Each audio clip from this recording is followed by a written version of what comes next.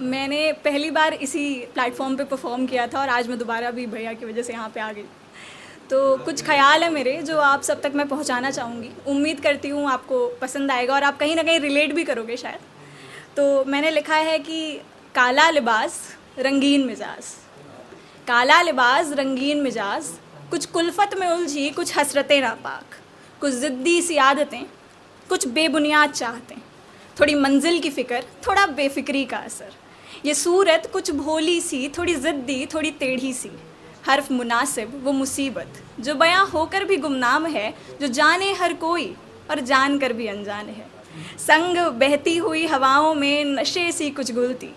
कुछ बेसबर, कुछ बेताब, बेहद अड़ियल सी जो लगती, मध्यम चांदनी में मुस्कुराए, तारों को देख तर जाए, तुम समेटो आजीवन, कुछ इस कदर बिखरी है, कुछ ऐसी कुछ वैसी, उसकी फितरत जाने कैसी है, उसकी फितरत जाने कैसी है।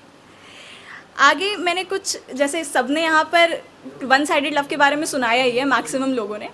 तो मैंने भी कुछ लिखा है वन साइडेड लव पे कि वो टुकड़ों में मिले थे हमें, वो टुकड़ों में मिले थे हमें, हम खुद को पूरा गंवा बैठे, इश्क के तराने कुछ पल के दिखाए थे उन्होंने, हम सुध बुध ता उम्र की गवा बैठे,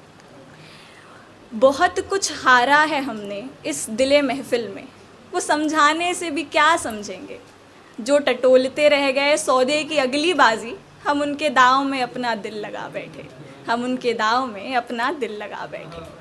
पर अब हालात बढ़ते बढ़ते कुछ इस लेवल पे पहुंच गए हैं कि अब बस बर्दाश्त की सीमा, मतलब भगवान ही सहारा है, वैसे वाले लेवल पे पहुंच गए।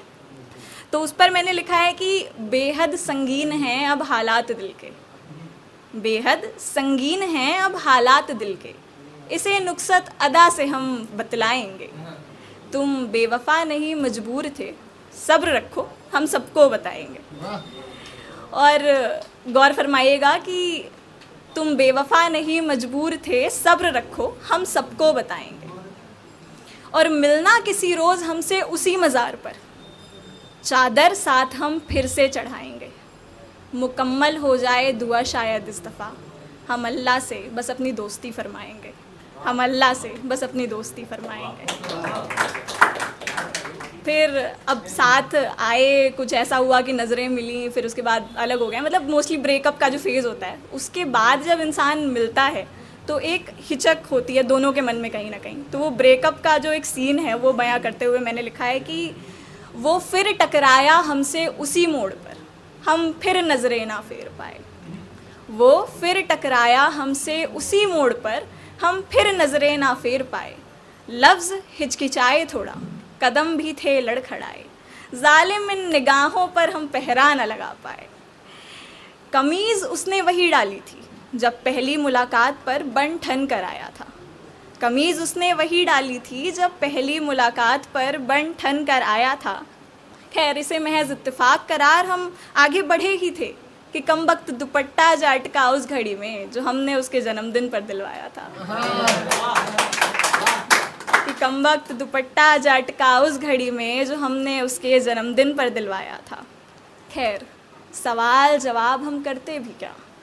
खैर सवाल जवाब हम करते भी क्या, कानों में झुमका जो हमने सजाया था तोहफे में वही तो लेकर आया था। फिर कुछ मुस्कुरा कर उसने हमें दो पल निहार क्या लिया, मेरी आंखों से काजल बहकर गाल तक चला आया था। फिर हाल पूछा जब उसने हमारा तो हमने सब खैरियत ही बताया था, फिर हाल पूछा जब उसने हमारा तो हमने सब खैरियत ही बताया था, कि हाल है दिल अब सुनाते भी क्या, और इश्क ए मर्ज़ अब बताते भी क्या, महज टकराना उसका एक रोज़ यूँ खलल सा ला गया जीने में, तो उसकी यादों में उसके ख्यालों में बिताई हर रात का हिसाब हम लगाते भी क्या, और मलाल तो उसकी आँखों में भी दिखा था मुझे बिछड़ने का, तो बवाल इस मुलाकात है इत्तेफाक पर हम मचाते भी क्या, तो बवाल इस मुलाकात है इत्तेफाक पर हम मचाते भी क्या। बहुत बहुत शुक्रिया।